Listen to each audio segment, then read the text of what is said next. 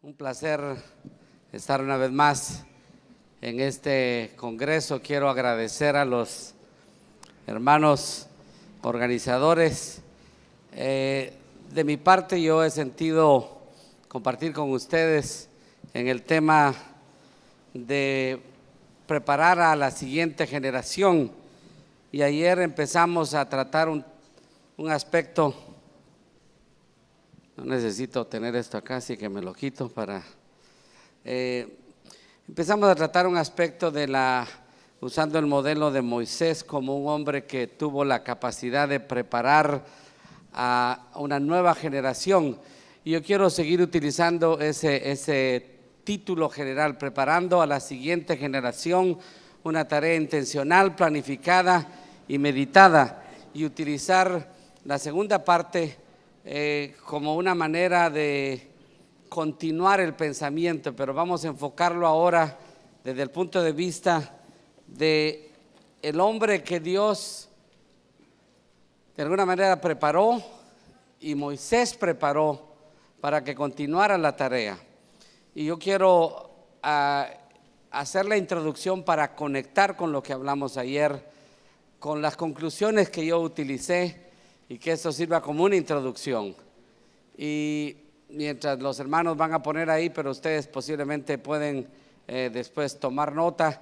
Si alguno quiere copia de esto, se la puedo pasar. El liderazgo no se pasa casualmente a una nueva generación.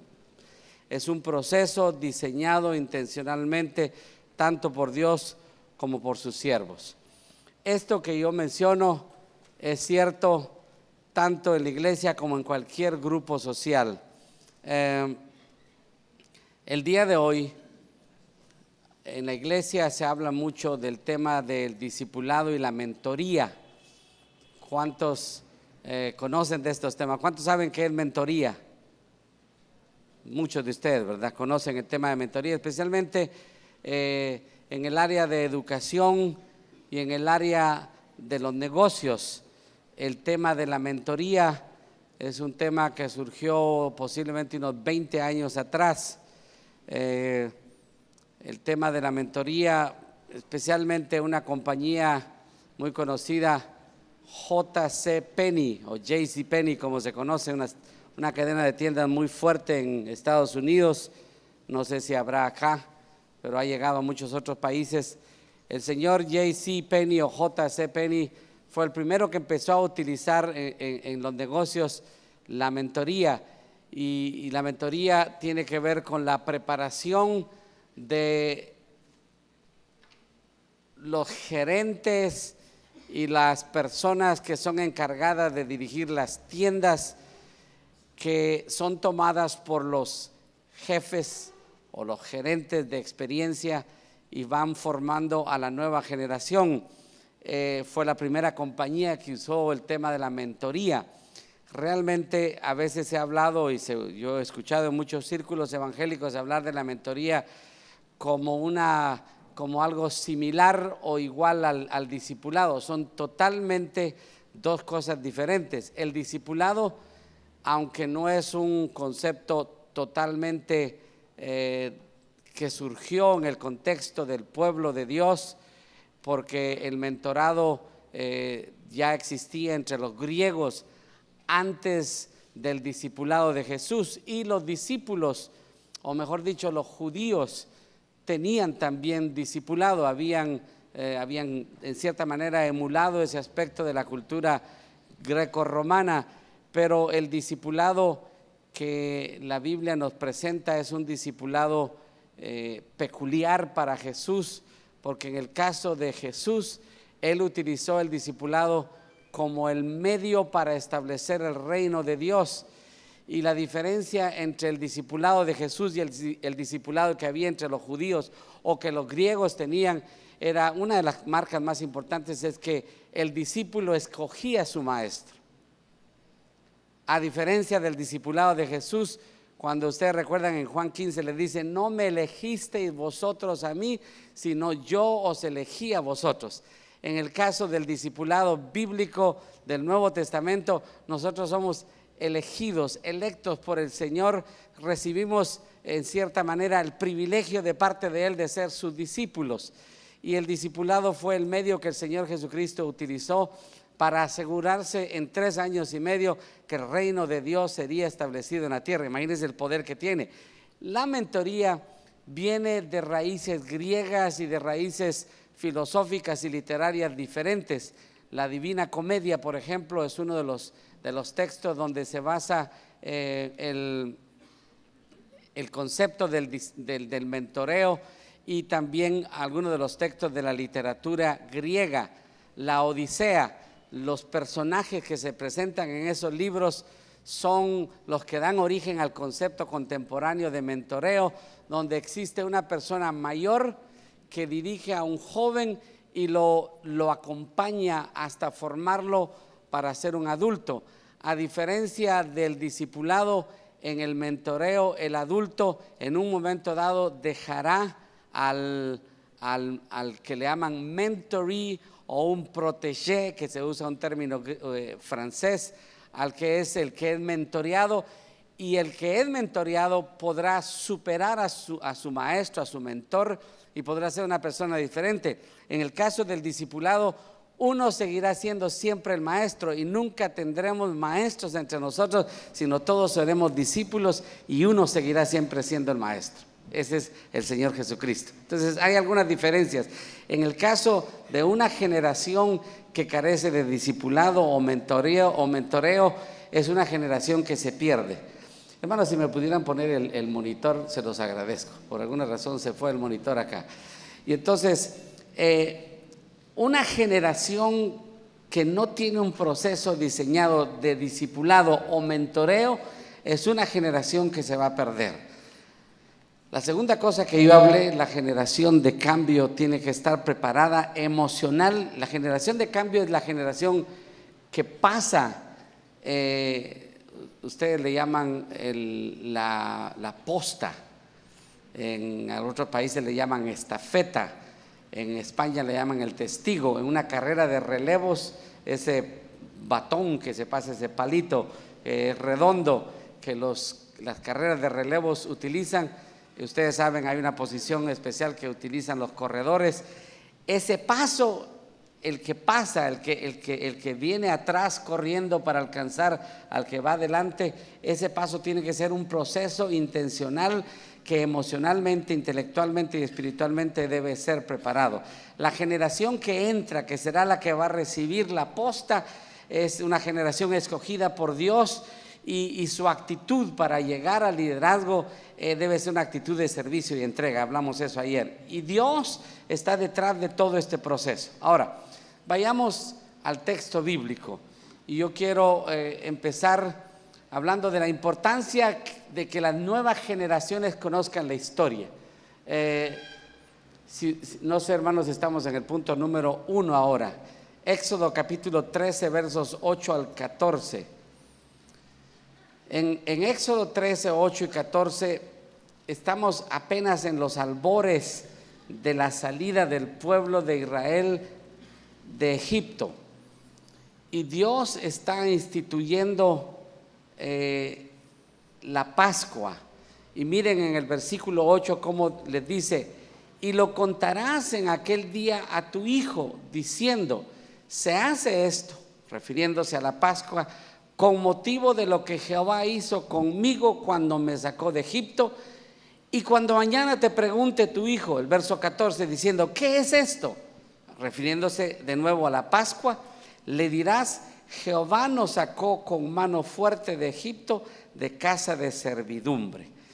Si ustedes notan en este pasaje de Éxodo del capítulo 13, después de que el Señor instituye la Pascua, le da mandamiento específico a Moisés y al pueblo de Israel de que deben contarle la historia a sus hijos y hacerles saber qué significado tenía la celebración de la Pascua. Aquí hay un aspecto muy importante que yo quiero animarles a los jóvenes, y yo entiendo el contexto de de la Iglesia Alianza Cristiana y Misionera en términos de la enseñanza y el énfasis que se le da al estudio de la Biblia.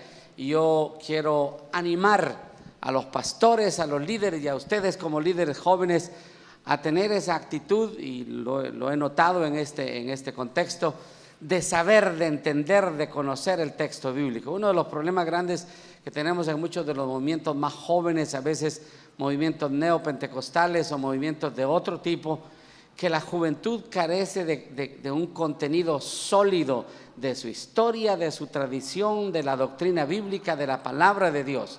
Un examen sencillo, se le pregunta a una muchacha quién es Moisés, y va a decir: yo creo que fue el que se subió al arca de Noé, ¿verdad? O sea, cosas como esas que son inadmisibles en la juventud. Aquí lo que encontramos es que Dios está diciéndole a Moisés que le diga al pueblo que la historia debe ser contada a los hijos, y los hijos, cuando pregunten, deben tener clara la historia de por qué se celebraba la Pascua, que era matar, sacrificar a un cordero y comerlo entre las 2 noches, y todo el ritual que fue establecido, que es un ritual que hasta el día de hoy los judíos celebran.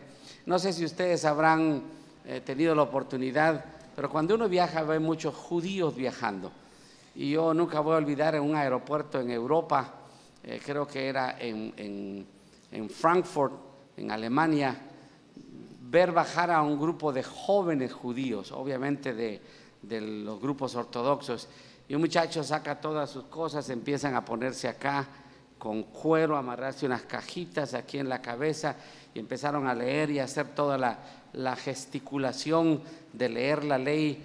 Y yo pensaba, este muchacho no se sentía avergonzado de hacer eso, y obviamente la tradición que sus padres le habían pasado era tal que él podía hacer eso en cualquier ambiente donde estaba, porque entiende la tradición y ha sido enseñado de esa manera. Nuestros jóvenes necesitan conocer la palabra de Dios, necesitan conocer la doctrina. Yo te voy a decir una cosa, muchachos, yo entiendo cuando somos jóvenes queremos entretenernos, queremos tener muchas cosas, pero aparte de todo de esa algarabía juvenil que es tan bonita, la juventud debe ser conocedora de la palabra de Dios. Esta mañana escuchábamos a José hablar de la importancia de enfrentarnos al Areópago. En el Areópago la ignorancia no es aceptada, la ignorancia es premiada con el ridículo. Y nosotros necesitamos el día de hoy ser conocedores de la palabra de Dios para presentar defensa apropiada, hacer una apologética adecuada de nuestra fe.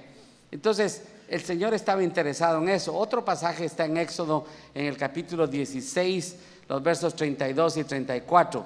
Dijo Moisés: esto es lo que Jehová ha mandado, llenad un gomer de él. Fíjese, aquí estamos hablando ya cuando en el capítulo 16 el pueblo de Israel dice: no tenemos comida, y el Señor le da el maná. Y cuando el maná desciende, mire la ordenanza que le da en el verso 32. Y dijo Moisés: esto es lo que Jehová ha mandado, llenad un gomer de él y guardadlo para vuestros descendientes, a fin de que vean el pan que yo os di a comer en el desierto cuando yo os saqué de la tierra de Egipto. Fíjense los elementos educativos que se están hablando aquí. Tengan algo que ellos puedan ver. Uno de los problemas que tenemos a veces nosotros es que pensamos que todo se maneja intelectualmente. La gente necesita ver, la gente necesita tener un testimonio ocular de las cosas. A veces nosotros aprendemos más, no a veces, en la educación se dice que si lo oigo, lo podré recordar en un porcentaje muy bajo. Si lo veo, lo podré recordar mucho más.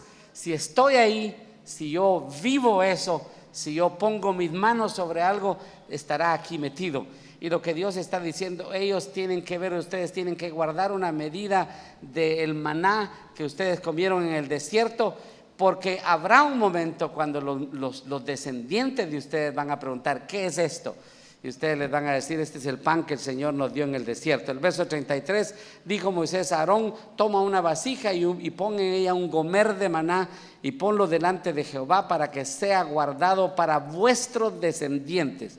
y Aarón lo puso delante del testimonio para guardarlo como Jehová lo mandó a Moisés. Lo que yo estoy queriendo demostrar en esto es la importancia que Dios le daba a la transmisión del conocimiento, de la historia y de las cosas que las generaciones que vienen detrás tienen que conocer. Cuando yo hablo en este contexto, los pastores que estamos aquí, es importante pasar a nuestros jóvenes el conocimiento pleno de todo lo que ha sucedido. Es importante que los jóvenes conozcan la historia, la doctrina y todo lo que tiene que ver con lo que nosotros somos ahora. Pero también ayer hablamos de la importancia que tengan la pasión y la visión que el líder tiene.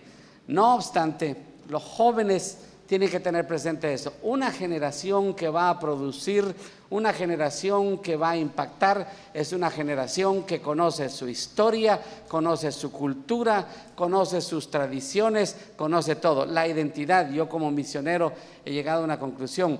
Para yo poder entender otra cultura, necesito entender mi propia cultura.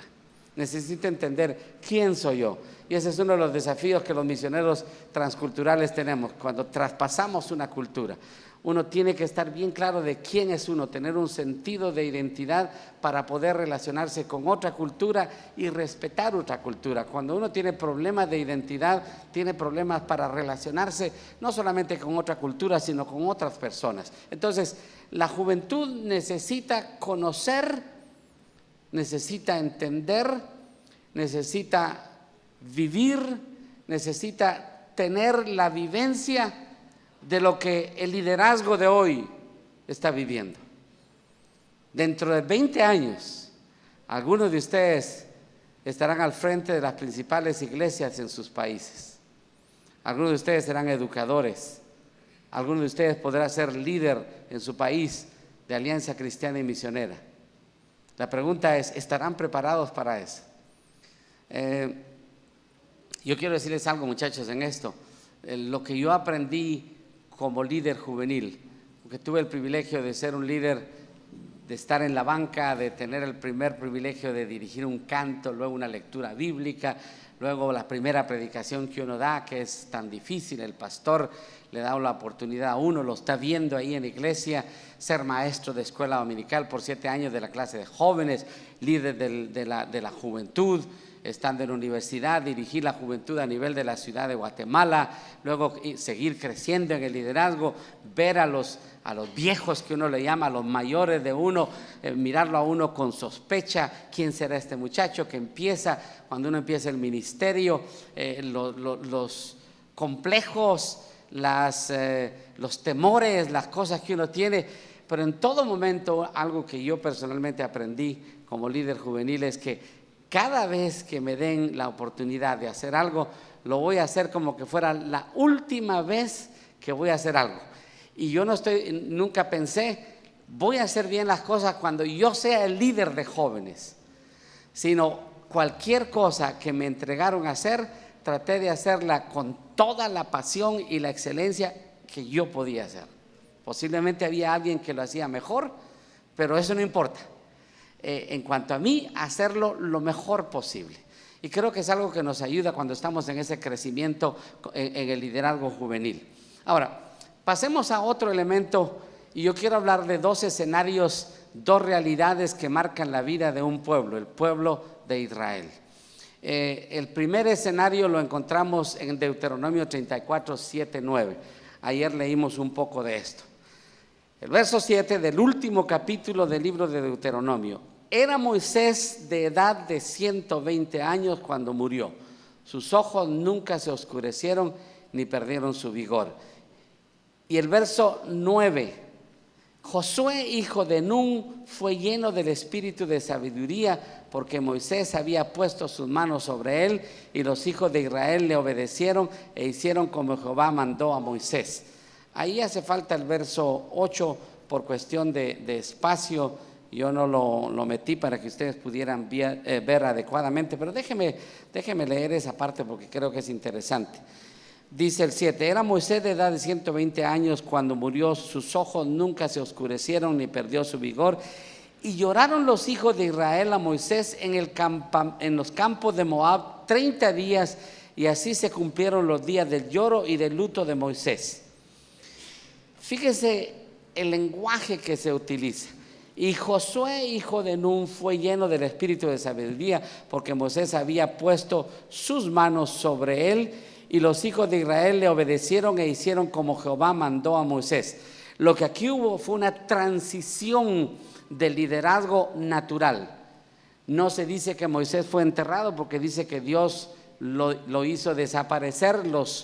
El pueblo de Israel no vio si fue enterrado o no. Hay mucho que se podría hablar de eso, los testigos, etcétera. Se cree de alguna manera en cuanto a Moisés que puede haber sido llevado como Elías o no. Bueno, hay tantas teorías en esto, pero el texto bíblico dice que el pueblo de Israel no vio si fue enterrado o no, sino el Señor tomó cuidado de eso. Y el pueblo lloró, pero había un escenario de transmisión de liderazgo. Josué fue lleno del Espíritu de Dios. En el verso 10, y nunca más se levantó profeta en Israel como Moisés, a quien haya conocido Jehová cara a cara, nadie como él en todas las señales y prodigios que Jehová le envió a hacer en la tierra de Egipto, a Faraón y a todos sus siervos y a toda su tierra. Y en el gran poder y en los hechos grandiosos y terribles que Moisés hizo a la vista de todo Israel. En otras palabras, encontramos en este escenario una transmisión natural del liderazgo. Y aunque yo no lo tengo ahí en las presentaciones porque era demasiado texto, leyendo el libro de Josué es muy interesante. Cuando ustedes leen los primeros capítulos, yo les recomiendo que lean. Dios utiliza un lenguaje al hablar con Josué que le reafirma en su liderazgo. En el capítulo 1 dice: aconteció después de la muerte de Moisés, estamos ya en el libro de Josué, que Jehová habló a Josué, hijo de Nun, servidor de Moisés, diciendo, fíjese cómo lo describe, servidor de Moisés, y le dice: mi siervo Moisés ha muerto, pues levántate y pasa este Jordán, tú y todo este pueblo, a la tierra que yo le doy a los hijos de Israel. Y en el verso 5 le dice: nadie te podrá hacer frente en todos los días de tu vida. Como estuve con Moisés, estaré contigo, no te dejaré ni te desampararé. La transmisión de liderazgo es reafirmada aquí por Dios al asegurar a Josué que él estará con él de la misma manera que estuvo con Moisés. El verso 9 todos lo conocemos: mira que te mando que te esfuerces, que seas valiente, no temas ni desmayes, porque Jehová tu Dios estará contigo a donde quiera que vayas. Lo que encontramos entonces aquí es una transmisión natural del liderazgo. Veamos el segundo escenario que me parece a mí muy interesante. El segundo escenario lo encontramos en Jueces capítulo 24, o Josué, perdón, capítulo 24, versos 29 al 31. Por alguna razón puse números ahí, aún aparece ahí es Josué, disculpen eso. Josué 24, 29 al 31. Después de estas cosas, fíjese el lenguaje: murió Josué, hijo de Nun, siervo de Jehová, siendo de 110 años, 10 años menor que Moisés cuando murió. El verso 30: y le sepultaron en su heredad en Timnat Sera, que está en el monte de Efraín, al norte del monte de Gaás. Y mire el verso 31: y sirvió Israel a Jehová todo el tiempo de Josué y todo el tiempo de los ancianos que sobrevivieron a Josué y que sabían todas las obras que Jehová había hecho por Israel. Este es el texto con el cual se cierra la vida de Josué. Yo no sé qué diferencia ustedes notan en esto. En el caso de Moisés no se menciona que fue sepultado. Inmediatamente Josué, hijo de Nun, es introducido y no hay un vacío del liderazgo en esta transición. El problema grande en toda denominación histórica, en todo movimiento evangélico, es que han habido épocas en que ha habido un vacío de liderazgo. El liderazgo no tiene modelos, los jóvenes no tienen modelos que imitar. Y la competencia en el mundo es tal que hay muchos modelos fuera de la iglesia que pueden los muchachos seguir. Y una de las cosas que nosotros tenemos que procurar como movimiento es rogar al Señor que hayan hombres y mujeres que puedan ser modelos a seguir. Y yo creo que ustedes entienden eso. Creo que ustedes pueden percibir y ustedes pueden describir. Piense por un momento, ¿quién de los líderes que usted conoce, usted tiene como un modelo que usted quisiera seguir? ¿Hay esos modelos en su vida? Alguien que usted diga, me encanta el liderazgo de este pastor. Yo espero ser como él cuando sea mayor. Me encanta el liderazgo de esta mujer de Dios. Yo quiero parecerme a ella cuando yo sea de la edad de ella. Hermanos, yo quiero decirles algo, pastores, es una de las cosas más trágicas y más difíciles en todo movimiento el que se carezca de modelos. No quiere decir que los jóvenes no respeten a sus pastores, no quiere decir que los jóvenes, los líderes jóvenes no admiren a sus pastores, pero decir que se tenga modelos, que se tengan imágenes. Aquí en Perú, yo no estoy totalmente al día de los líderes que el día de hoy podían ser imitables, pero obviamente leyendo los periódicos hay crisis de liderazgo. Y claro, un gran escritor, Vargas Llosa, tiene que hacer declaraciones como las que hizo, ¿verdad? De dos males, el menos peor. Así que yo voto por este candidato y votemos todos.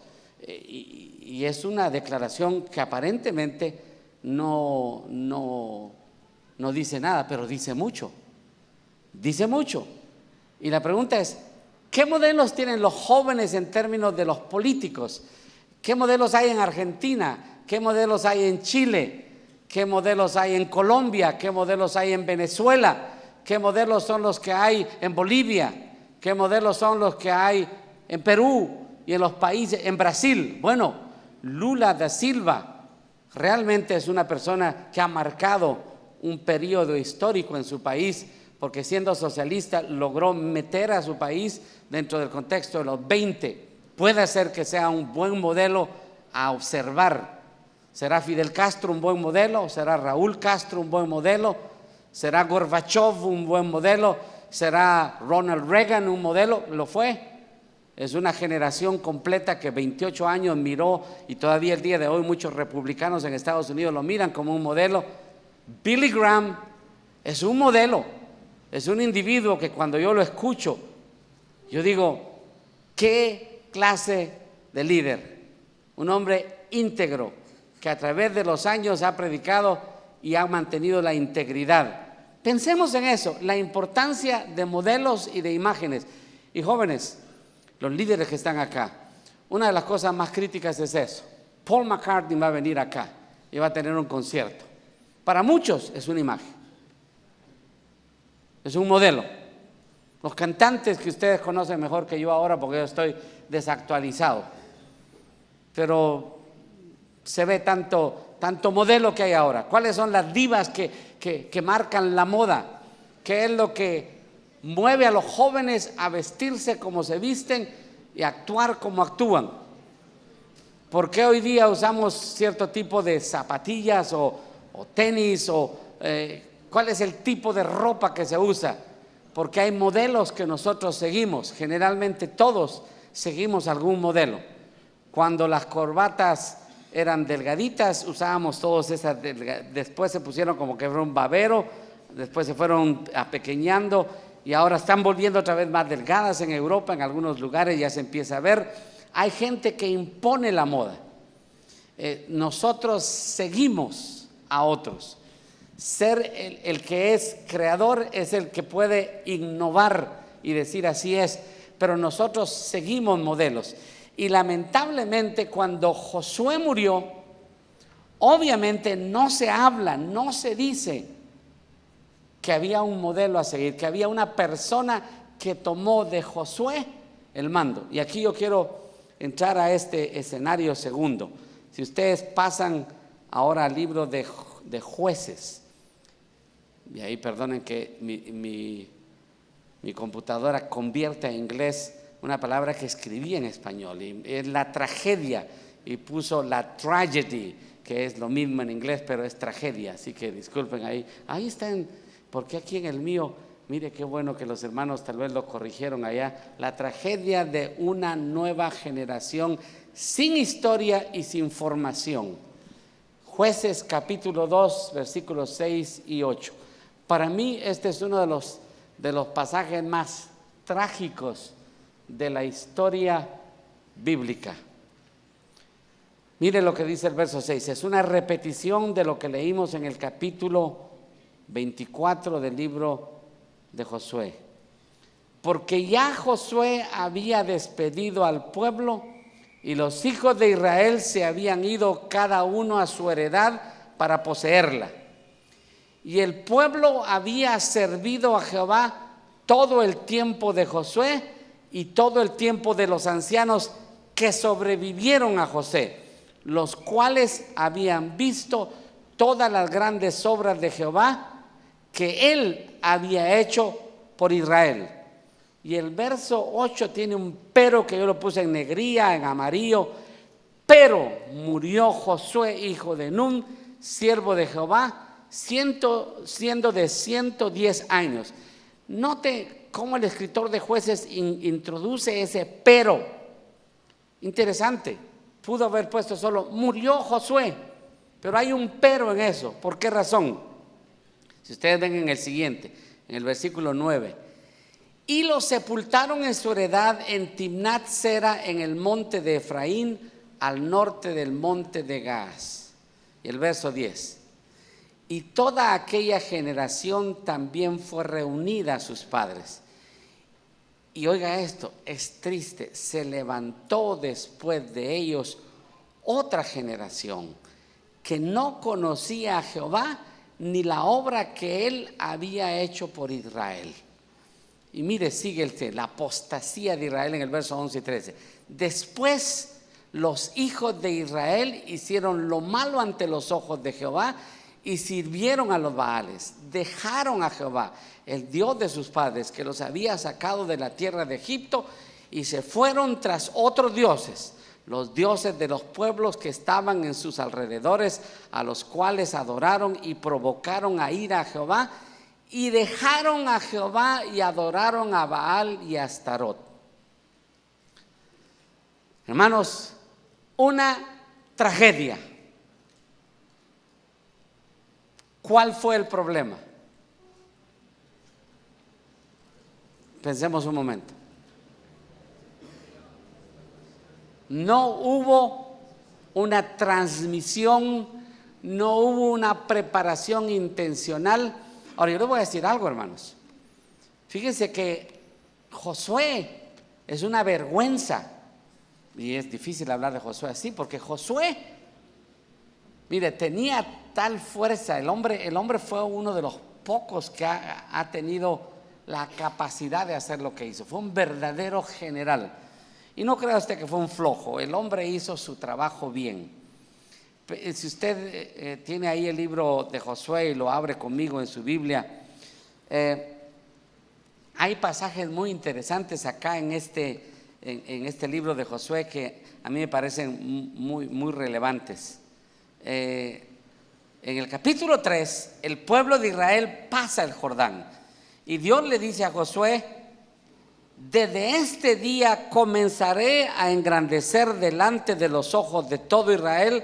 Empezaré a engrandecer delante de los ojos de todo Israel, para que entiendan que como estuve con Moisés, así estaré contigo. O sea, a Moisés no le faltó absolutamente nada en su preparación. Y jóvenes, escuchemos esto. El transmitir, el formar, el tener la actitud de ser un formador, no empieza cuando tú seas un viejo, empieza cuando tú eres un joven. Empieza cuando tú eres egoísta y no quieres compartir con otro lo que tú sabes hacer bien. Tocas bien la guitarra y pones tus notas por otro lado, porque tú no quieres que otro toque como tú. Tú no quieres que haya otro que te supere a ti en el teclado. Tú no quieres que haya otro que haga lo que tú haces. Y esa actitud empieza desde la juventud, porque es una actitud, algo que se forma en uno. Y yo me pregunto, ¿cómo fue posible que Josué, que metódicamente fue formado por Moisés, pasara por alto el formar a otro que le siguiera a él? Trate usted de explicarse eso. Yo personalmente no lo entiendo. Dios le dice: estaré contigo. En el capítulo 4 hay cosas muy importantes. El capítulo 4 y 5 yo quiero que ustedes lo lean, porque el capítulo 4 y el capítulo 5 de Josué hay todo un cambio de paradigma. A veces usamos este término muy comúnmente en la iglesia y no entendemos la implicación sociológica. No se puede decir cambio de paradigma solo porque uno empieza a hacer algunas cosas diferentes. Cuando se habla de un cambio de paradigma en sociología, es toda una transformación social. Una sociedad completa cambia su manera de pensar, su manera de actuar, su manera de ver la realidad. Ese es un cambio de paradigma. Y aquí en este pasaje, en el capítulo 4, hay algo históricamente interesante. En el capítulo 4 el pueblo va a pasar por el Jordán y Dios da mandamientos a Josué y le ordena que los sacerdotes tomen. Y va a haber una distancia entre los sacerdotes y el arca y el pueblo. Pero cuando los sacerdotes entran al río, el río Jordán se detiene. Fíjese qué magnificente momento en la vida del pueblo. Josué estaba ahora empezando a experimentar las cosas que como discípulo había visto. Hay un dicho que los muchachos en mi tiempo decían: no es lo mismo verla venir que venir con ella.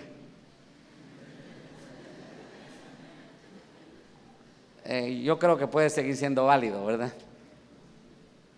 Que tú lo viste a alguien hacer es una cosa, pero hacerlo tú es otra cosa. Es muy interesante cuando tengan tiempo de leer la transmisión que también Elías hizo con Eliseo. Si vieres cuando me fuera, le dijo Elías a Eliseo, tendrás lo que quieres. Eliseo era un muchacho ambicioso: quiero doble porción. Y el tipo se aguantó hasta que lo vio ir y se le cayó el manto. Y Eliseo tomó el manto y está de este lado del Jordán. Al otro lado están los hijos de los profetas que están observando, porque sabían que algo había pasado. Y llega Eliseo. Usted lee esa historia, muy interesante, capítulo 2, 3 del libro segundo de Reyes. Y dice que golpea, como había visto a su mentor, a su maestro, golpea el Jordán. Y dice: ¿dónde está Jehová, el Dios de Elías? Y cuando golpea el río se abre. Al pasar el río, no era más el Dios de Elías, sino sería el Dios de Eliseo. Y a partir de ahí, Eliseo literalmente duplica el número de milagros y señales que él hizo. Muchachos, una cosa es ver a los líderes que nosotros admiramos y otra cosa es cuando nosotros estamos en posición de liderazgo y ver a Dios actuar como vimos en aquellos líderes que nosotros conocimos. Lima, el encuentro con Dios, ha sido uno de los movimientos evangélicos conocidos internacionalmente por haber impactado a una ciudad y a un continente posiblemente. No, sí, en el posiblemente, ha impactado al continente, especialmente en el sur de América, y estará impactando todavía más. Pero una cosa es pensar en el hermano Smith y en los líderes que hoy día están posicionados como los líderes del movimiento, y otra cosa será cuando ustedes, muchachos, que ahora son tal vez líderes de jóvenes en su iglesia, pero que un día estarán al frente, ustedes mismos tendrán que experimentar las grandes maravillas que oyeron que el Señor hizo. Es la experiencia de uno, de ver que las cosas pasan, a uno experimentarlas. Digo, en mi experiencia personal. Yo soy hijo de un pastor, yo nací en la tradición evangélica pentecostal. Nosotros somos 8 hijos de un pastor guatemalteco. Cuando éramos muchachos, alguna vez vimos a Dios actuar en forma especial, proveyendo. Éramos bastantes, pasamos mucha pobreza algunas veces, no pobreza, no era pobreza, pasamos escasez, pero había riqueza espiritual. Y yo recuerdo una ocasión cuando estamos como muchachos orando, no hay comida en casa y son las 8 de la mañana y papá siempre nos llama a nosotros a orar. Era una tradición que nunca dejó de hacerla, leer un pasaje, orar y repetir el Padre Nuestro todos los días de lo que yo recuerdo. Estuvieron contentos o no contentos, el culto familiar era una tradición. Y un día estamos en el culto familiar, no hay desayuno, sabemos que no hay comida y nos está diciendo, ¿por qué estoy orando si yo lo que quiero es comer? Pero hacemos la oración, repetimos, Padre nuestro que estás en el cielo, santificado sea tu nombre, venga tu reino, sea hecha tu voluntad así en el cielo como también en la tierra. El pan nuestro de cada día, dánoslo hoy y perdona nuestras deudas como nosotros perdonamos a nuestros deudores. No nos dejes caer en tentación, mas líbranos del mal, porque tuyo es el reino, el poder y la gloria por todos los siglos de los siglos. Amén. Alguien está tocando la puerta. Es una hermana, hermano Jorge. Dios puso en mi corazón traerle, yo no sé cómo le llamarán a ustedes, si tendrán esa, es una verdura, un vegetal que es un tubérculo que nace, que tiene como espinas, es verde, chayote, eso es exactamente. Iba a decir chayote, pero pensaba que ustedes no lo iban a conocer. El chayote es una verdura que no tiene ningún nutriente, es agua realmente, pero es muy sabroso. Y cuando los chayotes son enviados por el Señor, mire, un chayote en el estómago de un muchacho hambriento a las 8 de la mañana es una tremenda provisión del Señor. Y nosotros ese día desayunamos chayote. Yo recuerdo ese día como que fuera hoy. Pero esa es una experiencia que yo vi en el hogar, que papá creía y orábamos y veíamos que Dios estaba proveyendo. Pero llegó el tiempo cuando el Señor me llamó a mí al ministerio. Siendo un arquitecto, fui llamado para dejar toda mi profesión y entregar de lleno. Es un modelo que yo puedo explicar después, no es que dejé totalmente, seguí practicando de alguna manera, pero me dediqué de tiempo completo a ser un evangelista, dirigiendo un grupo de jóvenes que cantábamos en un coro y hacíamos evangelismo en toda Centroamérica. El Señor nos usó de muchas maneras en aquellos años, en los 80, cuando no existía Marcos Witt, ni Juan Carlos Alvarado, ni existía entonces nosotros, el grupo Nueva Canción, era un grupo conocido en Centroamérica. Pero una de las cosas es que nos dedicamos 12 de tiempo completo, totalmente dejamos nuestros trabajos, todo, y nos dedicamos por fe. Y llegaron momentos difíciles, y uno de esos momentos difíciles es que un día yo estoy en casa, tengo ya mis 2 niños, tenemos 4 hijos, pero habían 2 y no hay absolutamente nada. Y yo recordé aquel momento y decía, pero ¿qué hago yo? Y a las 8 de la mañana exactamente llega un amigo pastor a visitarme, a pedirme consejo, oramos, él se va, y dije, qué lindo, como pobres pero enriqueciendo a muchos, ¿verdad? El hermano se va y al rato regresa y toca la puerta, dice, Rudy, se me olvidó, la madre de este pastor tenía panadería, me dice, mi madre le ha enviado esta bolsa de pan, venía una bolsa de pan que nos alcanzó para todo ese día y el día siguiente. Y es algo interesante, hermanos, que uno haya visto la fe de papá actuar, pero que ahora yo estoy viéndolo. Usted no puede conformarse con lo que ha visto en los líderes, usted tiene que meterse con Dios. Moisés subió al monte, vio la presencia del Señor, pero ahora, o mejor dicho, Josué subió con Moisés y ahora Josué está viendo la maravilla de Dios. Él va a pasar el río.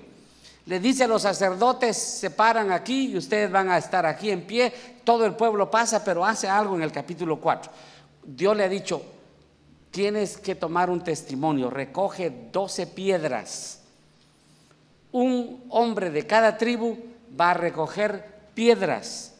Y dice de esta manera, para que esto sea señal entre vosotros, verso 6, y cuando vuestros hijos pregunten a sus padres mañana, diciendo, ¿qué significa o qué significan estas piedras? Les responderéis que las aguas del Jordán fueron divididas delante del arca del pacto de Jehová.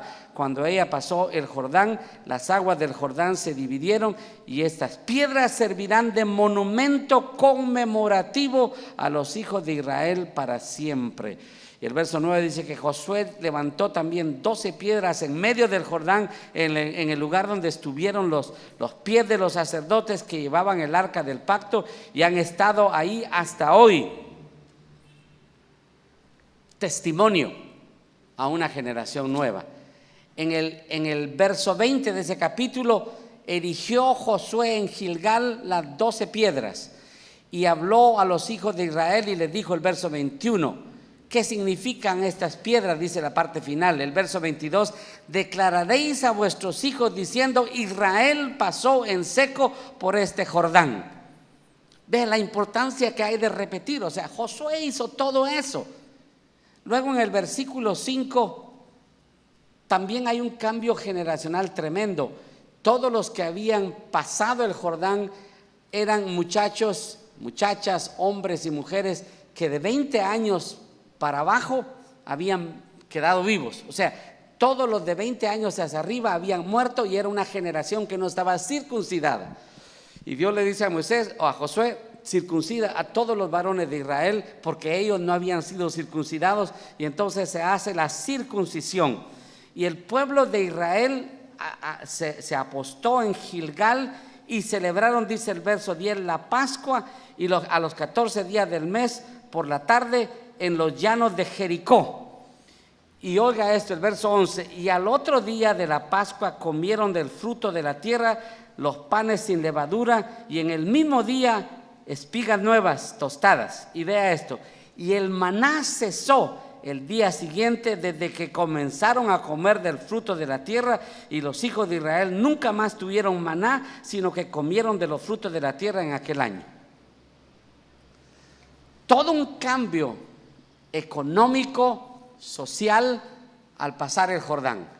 La nueva generación, que literalmente eran los adolescentes, los jóvenes, ahora estaban entrando para ser los conquistadores. Los únicos que estaban con ellos eran Josué y Caleb. ¿Cuál fue el fallo? Caleb subsistió, sobrevivió a Josué, porque se menciona todavía a Caleb en el libro de Jueces, que vivió después de que Josué había muerto. Ellos hicieron todo. Si usted lee en el capítulo 24 del libro de Josué, Josué está arengando al pueblo. Dicen, tienen que servir al Señor. Escogeos hoy a quién sirváis, dice el verso 15, que es muy citado. Pero yo y mi casa serviremos a Jehová. Claro, fue él y su casa. No sé si me están siguiendo en esa lectura. Él y su casa sirvieron a Jehová. El resto del pueblo se perdió. ¿Sabe por qué? Porque Josué no tuvo un proceso intencional de preparar a un sucesor o a sucesores. Y era tan crítico, hermano, era tan crítico porque estaban entrando a un territorio donde ellos se enfrentarían a guerras no solamente físicas, sino espirituales. Un territorio donde ellos necesitaban liderazgo. Y la tragedia de esto es que, y no estoy en iglesia para hablar de esto, pero si estuviera aquí hablaría a los padres, porque fíjese que ni siquiera el verso 10 dice, toda aquella generación también fue reunida a sus padres, y se levantó después de ellos otra generación que no conocía a Jehová ni la obra que él había hecho por Israel. Aquí la tragedia fue de dos tipos. Fue de una falta, un vacío de liderazgo y una falta de formación en el hogar. No hubo una transmisión de la fe en el hogar. La psicología moderna y todas las metodologías pedagógicas que se están implantando el día de hoy apuntan a crear monstruos individualistas que hacen lo que quieran. En los países más desarrollados hay leyes que protegen el abuso contra los niños, pero que en un momento dado están limitando el tipo de disciplina que se pueda aplicar. Y los niños, por ejemplo en Estados Unidos no es raro escuchar a un niño de 6 años, si me pegas, llamo al child abuse, yo sé el número. Y los padres están amenazados. Hace algún tiempo un juez en Granada, España, escribió un artículo y hay un video de él donde habla de la permisividad del sistema de crianza de los hijos en España y lo que eso está produciendo. Y estamos viviendo en un tiempo difícil. Estaba examinando el folleto de todas las ponencias y los talleres, me impactó leer el tema de la sexualidad que se va a exponer una hermana experta en eso. Muy interesante todo lo que ella menciona, el papel que juega la familia y el entorno que rodea al joven en sus decisiones en cuanto a su sexualidad. Estamos viviendo en un tiempo muy crítico el día de hoy. Muchachos, a ustedes les está tocando enfrentar una sociedad que es mucho más liberal de la que yo conocí en el tiempo que yo vivía. Pornografía en el tiempo que yo vivía, uno lo compra en los periódicos aquí en la calle ahora. La televisión, mostrar un beso, era una cosa difícil cuando yo era un joven. Hoy día, todo, no hay absolutamente nada que un joven no tenga, y no solo un joven, los pastores, los líderes, al toque de un botón en nuestro ordenador, en nuestra computadora. La permisividad es escandalosamente fuerte. Entonces, muchachos, no hay el día de hoy la oportunidad de ser un mediocre o de ser un pusilánime o de ser una persona que diga, no va a pasar, va a pasar. Porque los ataques que tenemos el día de hoy son mucho más fuertes. La sexualidad nunca ha sido más cuestionada antes que hoy. El ser gay, el ser lesbiana, es un tema que ya no solamente se habla fuera de la iglesia, sino muchas familias en la iglesia, y ustedes conocerán tal vez casos donde un miembro de la familia, de alguna respetable familia ministerial, se hizo gay, y el padre de este muchacho, o se hizo lesbiana, el padre de esta muchacha, tiene que empezar a repensar todo el pensamiento teológico en cuanto al homosexualismo y al lesbianismo. No vivimos en un tiempo difícil.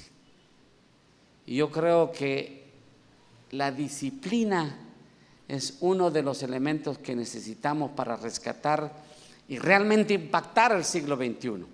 El posmodernismo, se va a hablar de esto, hay muchos temas que los talleres tienen y yo no me quiero meter a todo eso porque se van a tratar en los talleres, pero el posmodernismo, esa relativización de los valores, ¿es bueno para ti? Hazlo. No te da ningún cargo de conciencia, hazlo. Cualquier cosa que tú quieras hacer, si está bien contigo, adelante. No pasa nada, dicen en España los muchachos. No hay nada que no puedas hacer si está bien contigo. Esta generación en los días de Josué, que perdió la conexión con Dios, la conexión se perdió porque en el hogar los padres dejaron de contar la historia. En el contexto de la nación, como una nación que servía al Señor, se dejó de hablar de lo que Dios hacía y se murieron los viejitos y se murió la fe. Hermanos, no podemos darnos ese lujo.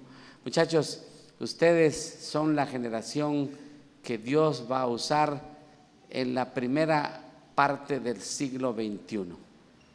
Yo tengo ahora 59 años. Mi meta es en los próximos 10 o 12 años, y tal vez mañana pueda hablar un poco de eso.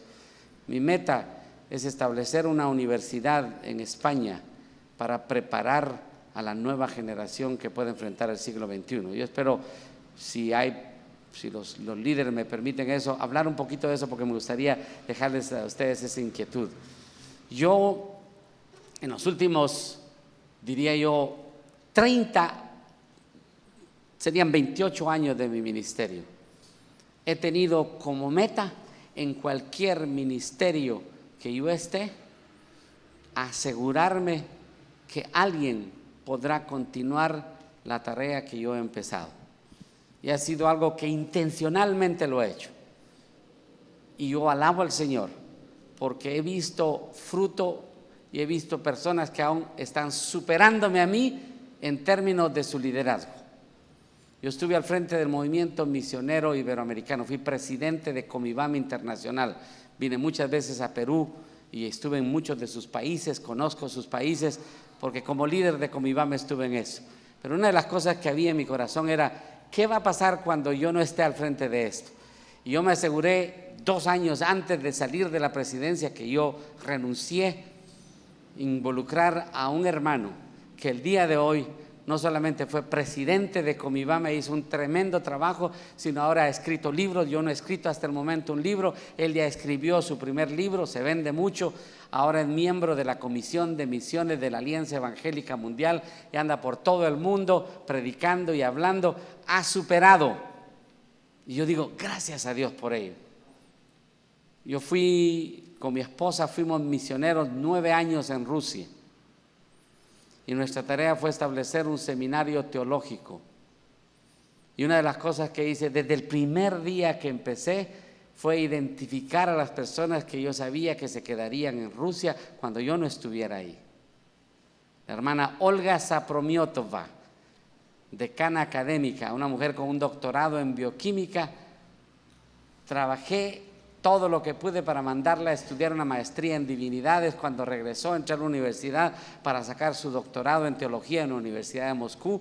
Hace un mes terminó su doctorado. Le tomó 10 años porque es muy duro. En la Universidad de Moscú, en la Universidad de Tübingen en Alemania y la Universidad Hebrea de Jerusalén. Hizo un doctorado en teología paulina y judaísmo rabínico del Segundo Templo. Es una...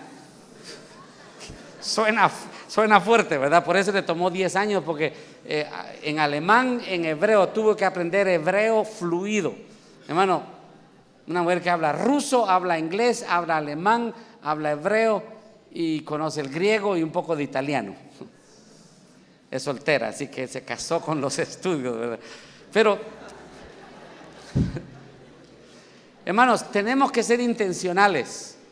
Ilya Hodnikov, mi traductor, se volvió mi administrador. Ilya es Elías. Elías, un excelente hermano. Lo mandamos a estudiar una maestría y de una vez me aseguré que sacara un doctorado. Yo no había terminado mi doctorado, él se hizo doctor primero. Cuando regresó yo sabía que iba a venir muy elevado y yo no tenía el nivel académico que él tenía, porque él ya era un doctor en ministerio de Asbury Theological Seminary en Kentucky. Y como lo pensé, así vino. Venía, hermano, volando. Me hablaba como ya un doctor y yo no era, ¿verdad? Y yo mentalmente me preparé y yo dije, le doy 1 año para que aterrice.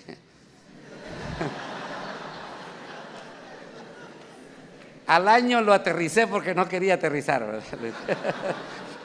Le dije, Ilya, basta ya, hermano, ubícate, no andes volando en eso. Puede ser que él llegue a ser el rector del seminario que está en Moscú. 2 muchachos, una pareja, él ingeniero en computación, ella ingeniera en electricidad, graduados de una de las mejores escuelas de Moscú. Estudiaron, se fueron a estudiar su maestría, regresaron, eran muy buenos, me daban dolores de cabeza como usted no se imagina. Y algunas veces, honestamente, así entre nos, ¿verdad?, tenía ganas de darle una patada y sacarlos. Pero no lo hice porque yo sabía que cuando yo no estuviera en Moscú, ellos serían los líderes. Y hoy día, hermano, gracias a Dios, ambos, esta pareja, tienen su PhD en educación cristiana, sacado de una universidad de Moscú, su doctorado. y él es el decano del seminario y ella es una de las mejores profesoras. Él es un líder a nivel de toda la región en los seminarios teológicos, en todo lo que es educación online. Formar gente es la clave de asegurar. Yo no estoy en Moscú, ya no vivo ahí.